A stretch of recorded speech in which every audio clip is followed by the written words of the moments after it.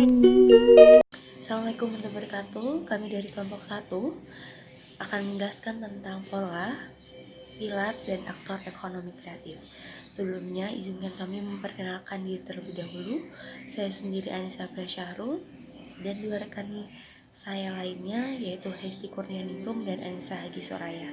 Nah, di sini yang pertama akan dijelaskan oleh Anissa Hagi Soraya, menjelaskan tentang pola, dan saya sendiri akan menjelaskan tentang pilar, dan yang terakhir Hesti akan menjelaskan tentang pelaku. Baik, langsung saja kita ke yang pertama, yaitu pola yang akan dijelaskan oleh Anissa Hagi. Di sini saya akan menjelaskan bagaimana sih pola dalam pembangunan ekonomi kreatif.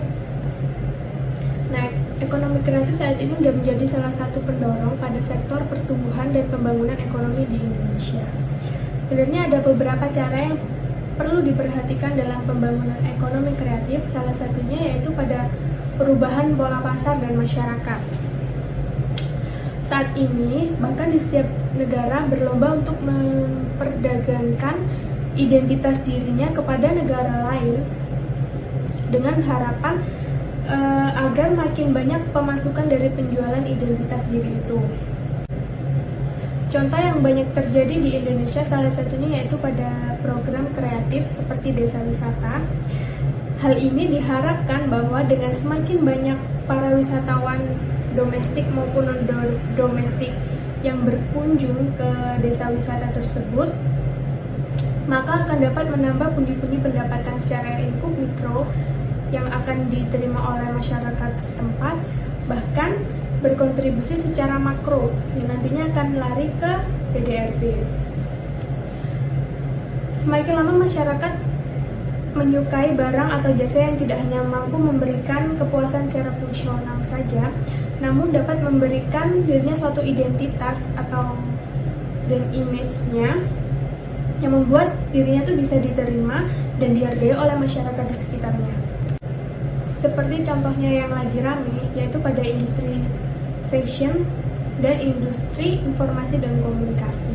Pada industri fashion, hasil barang produksi seperti celana, sepatu, pakaian, atau hal lainnya yang mendukung fashion diharapkan lebih memikat, fungsional, dan tidak monoton terhadap satu gaya aja, agar masyarakat itu dapat tertarik untuk membeli produk tersebut. Nah, disinilah sisi kreatif itu berperan, karena industri fashion itu kan harus bisa menyerap fenomena sosial di masyarakat dan menuangkannya ke konsep produk yang akan dilepas ke pasar nanti. Kemudian ada contoh dari produk industri informasi dan komunikasi seperti aplikasi di e-commerce yang ada di Play Store kayak Bukalapak, Shopee, atau apapun yang ada di Google Play Store.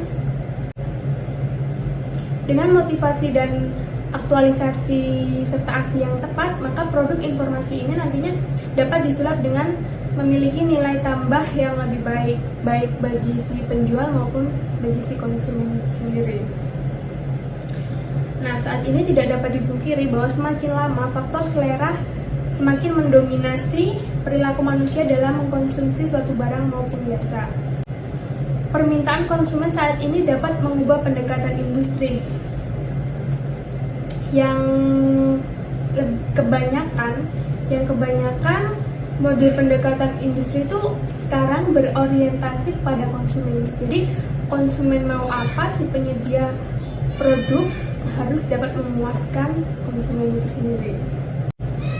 Ada contoh pada industri komunikasi, salah satunya itu pada launching variasi jenis Android yang saat ini sangat beragam dengan waktu yang sangat pendek, maksudnya dengan waktu yang sangat cepat apabila dibandingkan dengan industri komunikasi pada awal tahun 2000-an. Itu kan prosesnya masih lama, sedangkan saat ini tergolong sangat cepat. Sebenarnya yang tidak disadari oleh banyak orang di fenomena ini tuh karena adanya faktor emosional dan selera dari masyarakat itu sendiri. Mungkin karena saat ini tuh lebih ke gengsi, biar balik lagi biar dapat diterima oleh masyarakat sekitarnya. Nah, pada fenomena ini tuh udah menjadi peluang yang dapat dimanfaatkan bagi para pelaku industri yang dapat mengkombinasikan antara sisi kreatifnya. Karena industri kreatif ini mengandung emosional yang nantinya dapat mendorong perkembangan teknologi industri. Selain itu, industri kreatif dapat memanfaatkan teknologi yang sudah semakin baik dalam menciptakan suatu produk yang lebih beraneka ragam dan tentunya multifungsi. Sekian presentasi dari saya. Selanjutnya akan dilanjutkan oleh teman saya. Terima kasih. Nah, setelah tadi dijelaskan oleh Anissa Gisela sendiri mengenai pola, di sini saya akan menjelaskan tentang pilar-pilar ekonomi kreatif. Nah, menurut informasi yang saya dapat dari Impres nomor 6 tahun 2009, di mana ekonomi kreatif dan industri kreatif di Indonesia mulai sering diperbincangkan kira-kira pada awal tahun 2006. Nah, dari pihak pemerintah sendiri melalui Menteri Perdagangan Republik Indonesia, Dr. Mari LK Pangestu pada tahun 2006 meluncurkan program Indonesia Design Power di jajaran Departemen Perdagangan Republik Indonesia. Suatu program pemerintah yang diharapkan nantinya akan mendongkrak dan meningkatkan daya saing produk-produk Indonesia di pasar domestik maupun ekspor. Nah, program ini terus bergulir dengan dicanangkannya tahun 2009 sebagai tahun Indonesia Kreatif oleh Presiden Susilo Bambang Yudhoyono pada saat itu, yang ditandai dengan penyelenggaraan pameran virus kreatif yang mencakup 14 subsektor. Pengembangan dan pembangunan ekonomi kreatif ini sendiri terus berjalan sampai pada saat ini tahun 2020. Nah, tapi saya ingin menceritakan sedikit tentang suatu acara di mana pada acara itu terdapat narasumber-narasumber yang akhirnya dapat menyimpulkan bahwa di sini tuh ada 3 pilar utama yang terjadi pada ekonomi kreatif. Nah, acara itu sendiri bernama InDesigner. Nah, kenapa namanya InDesigner? Karena keempat narasumbernya berasal dari latar belakang ekosistem desain, yang dimana yang pertama itu bernama Bapak Singgah Susilo Kartono, dan yang kedua adalah Bapak Sabar Situmorang, yang ketiga Bapak Heri Bebe, dan yang terakhir yaitu desainer wanita yang berasal dari Finlandia, namanya adalah Isabella Haas. Nah, mereka ini membahas tentang pengembangan dan pembangunan ekonomi kreatif pada saat itu.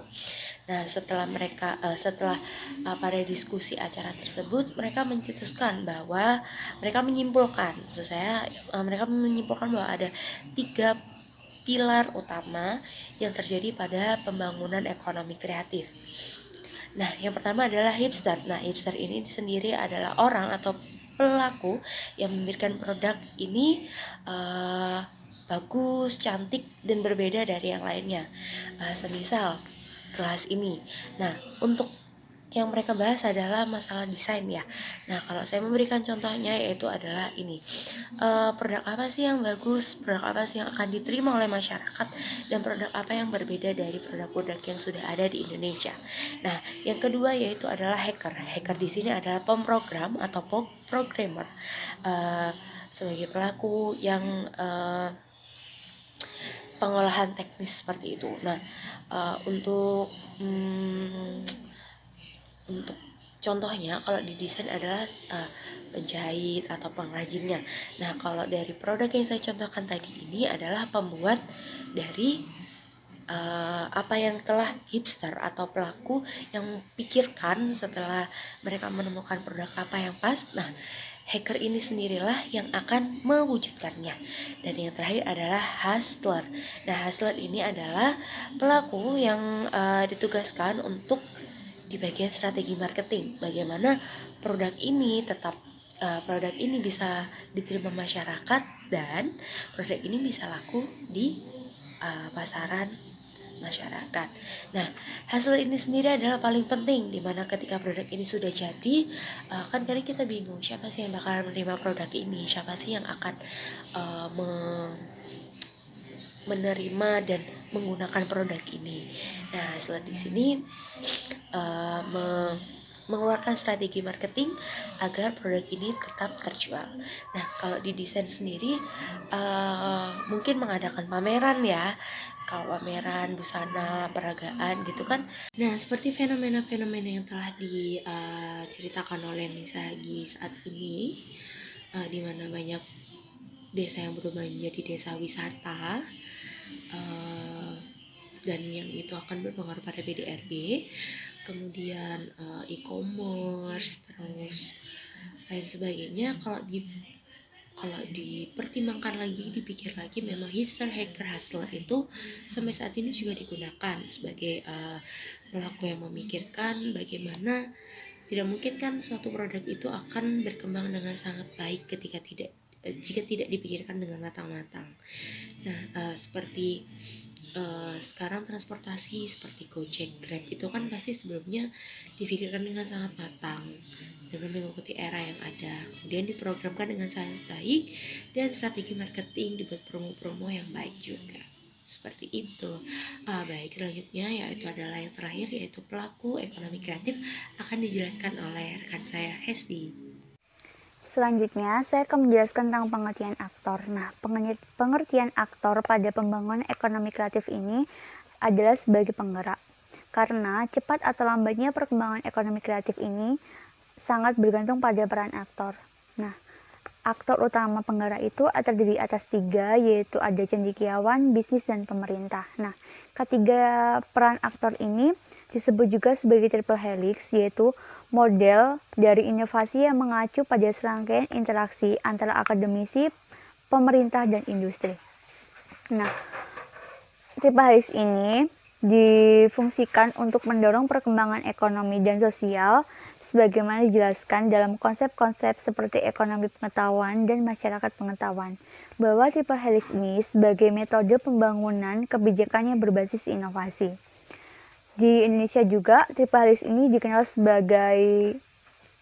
sebagai metode yang digunakan atau lebih dikenal dengan konsep ABG atau IBG. Nah, ABG ini ada akademisi, bisnis, dan government. Sedangkan kalau IBG ini ada intelektual, bisnis, dan government. Dengan tujuan pembangunan ekonomi berkelanjutan yang berbasis pengetahuan. Sinergi dari ketiga kutub ini diharapkan terjadi sirkulasi pengetahuan yang berujung pada inovasi, yaitu inovasi yang memiliki potensi ekonomi dan knowledge capital atau model pengetahuan. Nah, peran utama para aktor dalam triple helix adalah bagaimana menciptakan masyarakat yang kreatif, riset, dan pengembangan yang menciptakan inovasi desain produktivitas dan kinerja bisnis. Nah, kemudian secara konseptual, peran aktor atau triple helix dalam ekonomi kreatif di Indonesia terdiri atas 3 pemegang kepentingan, yaitu ada pemerintahan, perusahaan, dan masyarakat. Nah, tugas dari masing-masing peran aktor ini juga berbeda-beda, yaitu jika pemerintahan ini berkepentingan untuk mengarahkan agar mengutamakan kesejahteraan bersama, bukan sistem kapitalis yang individual.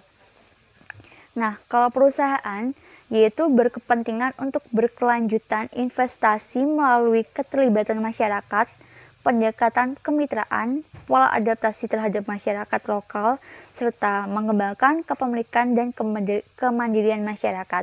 Nah, kalau untuk masyarakatnya ini, yaitu masyarakat berkepentingan untuk berpartisipasi, pemberdayaan, dan kepemilikan usaha. Kenapa? Karena partisipasi masyarakat dalam industri kreatif yaitu berperan sangat penting untuk kemajuan pembangunan ekonomi kreatif.